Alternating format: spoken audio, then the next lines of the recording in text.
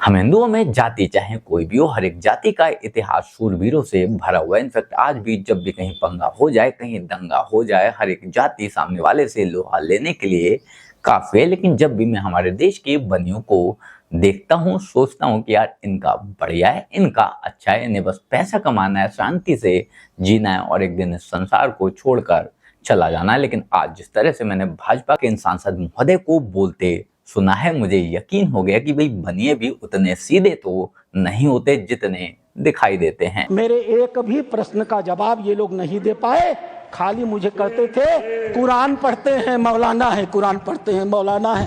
अरे कुरान मैं पढ़ता हूँ, तुम तो मुसलमान हो, बचपन से पढ़ते हो ना। मैं पढ़ूं और बताऊं कुरान में क्या लिखा है? मार हो जाएगी, मार। ये हिंदू की बलमनसाहत है जो कुरान पढ़ के तुम्हें बताता नहीं है।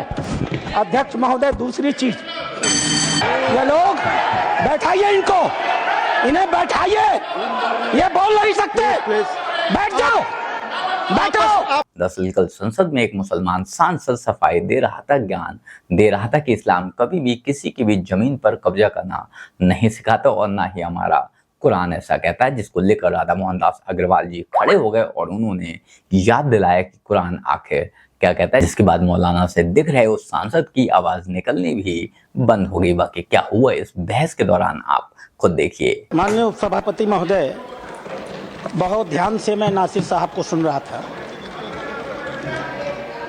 वो किसी शायर ने कहा है, तू इधर उधर की न बात कर, तू बता कि कारवां कहाँ लुटा। मैं बताऊंगा इन्हें कारवां कहाँ लुटा है। मेरा भाषण समाप्त होने दीजिए, मैं ठीक से इन्हें एक्सपोज करने वाला हूं। झेलने प्लीज माननीय उपसभापति महोदय, अच्छा डिस्कशन आप चलने दें। मैं इनकी बातों को सुन रहा था और मैं इस सदन के संज्ञान में लाना चाहूंगा। माननीय सदस्य सैयद नासिर हुसैन जब इस बारी राज्यसभा में चुने गए, जब ये इनके जीत की घोषणा हुई, मैं उस समय कर्नाटक के बेंगलोर में था। कर्नाटक की विधानसभा में पाकिस्तान जिंदाबाद के नारे लगाए गए थे। भारतीय जनता पार्टी के कार्यकर्ताओं ने विरोध किया, उनको पकड़ करके जेल में भेज दिया गया। भारतीय जनता पार्टी के कार्यकर्ता जो इस पाकिस्तान जिंदाबाद के नारे का विरोध कर रहे थे, उन्हें जेल में भेज दिया गया और इन्हें सूचित किया गया। ये लोग बैठाइए, इनको इन्हें बैठाइए, ये बोल नहीं सकते, बैठ जाओ, बैठो, आपस में बात है, प्लीज आप बैठो, बैठो, प्लीज आपस में बात नहीं, आपस में बात महोदय, आप चेयर को संबोधित कर। अध्यक्ष उपसभापति महोदय, हम हिंदू हैं, हम लगातार अपने समाज में परिवर्तन की बात करते हैं। हमने लगातार अपनी समाज की बुराइयों के विरुद्ध संघर्ष किया है।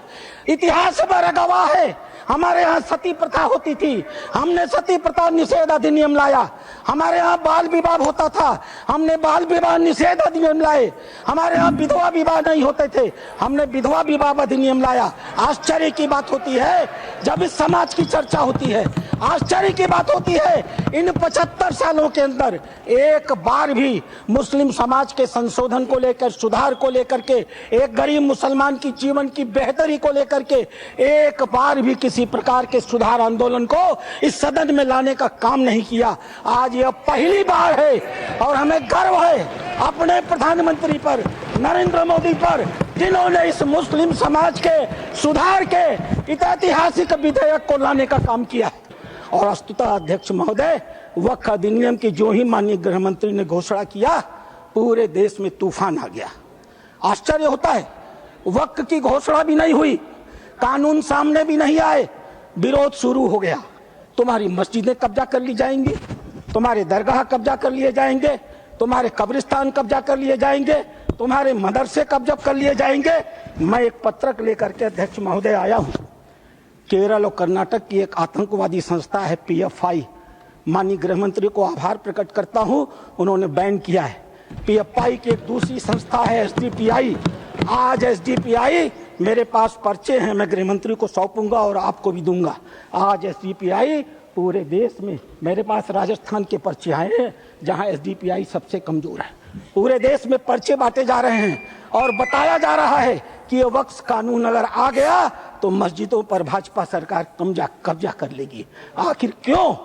लेकिन ये लोग भूल गए नरेंद्र मोदी किसी और मिट्टी के बने हुए हैं। आपके विरोध से वो डरने वाले नहीं थे। आप चाहे जितना भी विरोध करते, वो मजबूती के साथ एक आम गरीब मुसलमान, एक दलित, एक पिछड़ी महिला, एक अनाथ महिला, एक तलाकशुदा महिला, अनाथ बच्चों के साथ खड़े होने वाले थे और इसीलिए वो मजबूती से विधेयक लेकर के आए। अध्यक्ष महोदय, ये चर्चा कर रहे थे वक्फ बाई यूजर की। क्या होता है वक्फ बाई यूजर? हजरत मोहम्मद साहब ने क्या कहा था? आपके पास अपनी कोई संपत्ति हो तो दूसरों को भले के लिए दान करो। हदीसों ने क्या लिखा था? यदि किसी व्यक्ति के पास अपनी संपत्ति है, उस संपत्ति का एक हिस्सा वो दान कर सकता है, उसके लिए मुतवल्ली बना सकता है, उसके आय के साधन कैसे होंगे लिख सकता है, आय से होने वाली आय किस वर्ग के उपयोग में आएगी उसके भी निर्देश दे सकता है। What is this Waqf by user? किसने आपको संपत्ति दी? किसने आपको संपत्ति दान की? किसके मन में मनसा थी कि अल्लाह को दे दिया जाए? एक भी आदमी ने वक्फ बाई यूजर की संपत्ति वक्फ के अधिनियम के तहत नहीं दी। जैसे फिल्मों में गुंडे हुआ करते थे, जिस औरत पर हाथ रख दी वो औरत उनकी हो गई। इसी प्रकार से वक्फ बोर्डों ने भू माफियाओं की तरह काम किया। जिस जमीन पर हाथ रख दिया इन्होंने, वो जमीन उनकी हो गई। आज इस मानसिकता से ये काम करते हैं। संपत्ति पर हाथ रख दो, किसी भी संपत्ति को वक्फ बोर्ड की संपत्ति कह दो और वक्फ बोर्ड खुद ही तय कर लेगा कि वो संपत्ति वक्फ की है कि नहीं है। और जिस बेचारे की संपत्ति ले ली जाएगी उसको पता ही नहीं चलेगा। और अगला वाक्य क्या है? The decision of the board on the question under section 1 shall unless revoked by tribunal shall be final. Tribunal ने अगर उस निर्णय को बदला नहीं तो वह डिसीजन फाइनल होगा। और उसी एक्ट का दूसरा हिस्सा है अध्यक्ष महोदय, no appeal shall lie against any decision or order whether interim or otherwise given or made by tribunal. Tribunal के द्वारा कोई भी आदेश जो दिया गया होगा उसके खिलाफ किसी प्रकार की अपील नहीं होगी। एक अपार्टमेंट में कोई परिवार चला जाए, किराए पर मकान ले ले, और ऐसी घटना हुई है अपार्टमेंट में, किराए पर मकान ले ले, अपने 4 मित्रों को बुला ले और नमाज पढ़ ले। 5वें दिन वो कह देगा हमने इस स्थान पर नमाज पढ़ी है, यह वक्फ बाय यूजर है, अब इसे वक्फ घोषित कर दो। और घोषित हो गई। अध्यक्ष महोदय, आपके पास एक बड़ी जमीन है, खाली पड़ी है, बगल में कुछ मुस्लिम परिवार रहते हैं, उन्हें नमाज पढ़ने के लिए कहीं जाना होता है, वो उस जमीन पर नमाज पढ़ ले। आप हिंदू हैं, आप मना नहीं करते। 5 दिन 7 दिन नमाज पढ़ने के बाद वो लिख के दे देंगे कि हम लोग इस जमीन पर नमाज पढ़ते थे, अब यह वक्फ बाय यूजर हो गई, अब इस जमीन पर किसी का कोई अधिकार नहीं रहेगा। माननीय संसदीय कार्य मंत्री उल्लेख कर रहे थे उस घटना का, तमिलनाडु की घटना का उल्लेख कर रहे थे। क्या हुआ तमिलनाडु में? आश्चर्य होता है। मैं भी जेपीसी का मेंबर हूँ, ये भी जेपीसी के मेंबर हैं, ये गवाह है इस बात के। मैं लगातार जेपीसी में जितने भी विटनेस आते रहे, इनके बड़े बड़े धार्मिक मतावलंबी, मैं उनसे कुरान को कोट करके कहता रहा। मैं कुरान पढ़ता हूँ, कोई बुराई नहीं है किसी धर्म को पढ़ने में।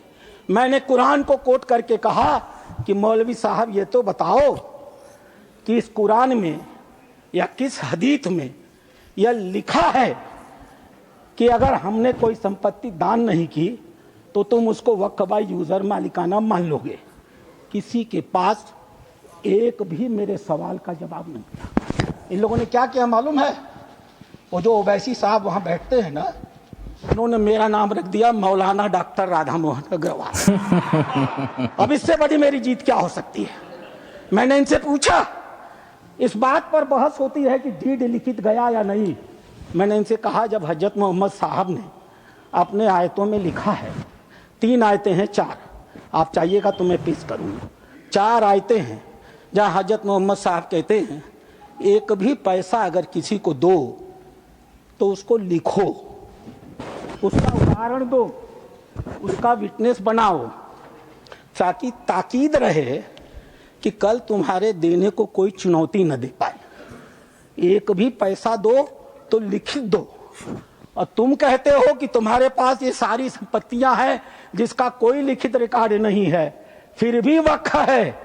मेरे एक भी सवाल का जवाब, मैं उस कमेटी की बातों को बोलता नहीं, लेकिन चूंकि इन्होंने कमेटी का उल्लेख कर दिया इसलिए मैं इन्हें एक्सपोज कर रहा हूं। मेरे एक भी प्रश्न का जवाब ये लोग नहीं दे पाए।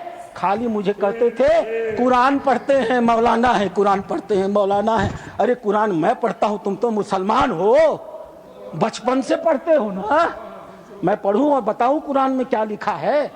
मार हो जाएगी, मार। ये हिंदू की भलमनसाहत है जो कुरान पढ़ के तुम्हें बताता नहीं है। अध्यक्ष महोदय दूसरी चीज, अध्यक्ष महोदय दूसरी चीज, सरकार इनकी थी, इन्होंने वक्फ को अभय दान दे दिया। और क्या नारा दिया? जो जमीन सरकारी है वो जमीन हमारी है। सरकारी संपत्तियों पर कब्जा करने का ऐतिहासिक इन्होंने कर्म काहे किया है। उत्तर प्रदेश की 74% वक्फ की संपत्तियां सरकारी जमीन पर कब्जा करके बनी है। तेलंगाना में 50% की संपत्तियां सरकारी जमीन पर कब्जा करके बनी है। पूरा अभयदान इनको मिला था अध्यक्ष महोदय, और उसका फल क्या हुआ? 2006 में सच्चर कमेटी की रिपोर्ट आई। सच्चर कमेटी ने कहा 4,50,000 संपत्ति है और 6 लाख एकड़ जमीन है। आज 2024 में 8,72,000 संपत्ति है और 37,94,000 एकड़ जमीन है। 2006 से 2023 6 लाख एकड़ से बढ़ करके 37,94,000 एकड़ जमीन इनकी हो गई। इन्हें बताना तो पड़ेगा सभापति महोदय कि आखिर 31 लाख अतिरिक्त जमीन इन्होंने पाई से कहां से है। बताना तो पड़ेगा, और बताने की हालत में ये लोग हैं नहीं, बताने की कंडीशन में ये लोग हैं नहीं। और कहा ये भी जा रहा है कि वक्फ की जाने कितनी प्रॉपर्टी इनके ही अधिकारियों ने बेच लिए और अपने अपने घर में रख लिए। कहने का मतलब ये है कि जनता की प्रॉपर्टी को पहले वक्फ का बनाओ और बाद में उसे अपने ही फायदे के लिए बेच लो, और ये सब अब जनता के सामने ना आ जाए, सरकार के सामने ना आ जाए और इन लोगों को जेल ना जाना पड़ जाए, इसलिए ये लोग हंगामा काट रहे हैं, इसलिए ये लोग ड्रामे कर रहे हैं। बाकी आप लोग इस बारे में क्या सोचते हैं कमेंट कर जरूर बताएं। जल्द मिलते हैं किसी नए वीडियो में नए टॉपिक के साथ। तब तक गुड बाय, नमस्कार, जय हिंद।